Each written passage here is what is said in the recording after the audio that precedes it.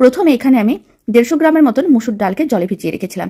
আর মুসুর ডালগুলো জলটা শোক করে বেশ ফুলে উঠেছে। আর 2-3 বার জল দিয়ে খুব ভালো করে ধুয়েও নিয়েছিলাম। 10 মিনিটের মতন জলে ভিজিয়ে রেখেছিলাম। 10 মিনিটের মধ্যে মুসুর ডালগুলো কিন্তু জল শোক করে নিয়েছিল। এবার মুসুর ডালের মধ্যে আমি দিয়ে দিলাম বেশ কিছুটা পরিমাণ নারকেলের টুকরো। তারপরে সমস্ত কিছু মিক্সির জারের মধ্যে নিয়ে নিতে হবে। এবার কোনো রকম জল দেওয়া যাবে না, এইভাবে জলটা ঝরিয়ে মুসুর ডালগুলো দিতে হবে। তারপর ঢাকনাটা বন্ধ করে সমস্ত কিছু ভালো করে পেস্ট করে নিতে হবে। মিশ্রণটা ঠিক এরকম একটু শুকনো করে রেডি করতে হবে। মুসুর ডাল বাটা একেবারেই রেডি। এবার নারকেল ও মুসুর ডাল বাটাটা একটা বড় পাত্রের মধ্যে নিতে হবে, মানে যেই পাত্রের মধ্যে আমি মুসুর ডালটা ভিজিয়ে নিয়েছিলাম সেই পাত্রের মধ্যেই নিয়ে নিলাম। এখন মুসুর ডাল বাটার মধ্যে অল্প একটু লবণ দিলাম স্বাদ অনুযায়ী, চা চামচের 3 ভাগের 1 ভাগ, আর অল্প একটু চিনি দিলাম। চিনিটা একেবারেই অপশনাল, দিতেও পারেন নাও দিতে পারেন। আর দিয়ে দিলাম লঙ্কার গুঁড়ো আর হলুদ গুঁড়ো। আপনারা চাইলে কুচনো কাঁচা লঙ্কাও দিতে পারেন। এবার আমি 2টো মিডিয়াম সাইজের কুচনো পেঁয়াজ দিয়ে দিলাম। সমস্ত কিছু একসঙ্গে খুব ভালো করে মিশিয়ে নিতে হবে। সমস্ত কিছুই খুব ভালো করে মেশানো হয়ে গেছে। মিশ্রণটা একেবারেই রেডি। এদিকে ফ্রাইং প্যানে কিছুটা পরিমাণ সরষের তেল নিয়ে তেলটা গরম করে নিয়েছিলাম। অল্প করে মিশ্রণ নিয়ে এইভাবে গরম তেলের মধ্যে দিয়ে দিতে হবে। আশা করি মুসুর ডালের বড়ার রেসিপিটা আপনাদের খুবই ভালো লাগবে, বাড়িতে বানিয়ে দেখতে পারেন।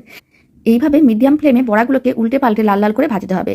সমস্ত বড়াগুলো উল্টে পাল্টে লাল লাল করে ভেজে নিয়েছিলাম। সমস্ত মুসুর ডালের বড়া ভাজা হয়ে গেছে। এবার একটা ট্রের মধ্যে আমি সার্ভ করে নিয়েছি। আর এই রেসিপিটা শেষ পর্যন্ত দেখার জন্য আপনাদের অসংখ্য ধন্যবাদ।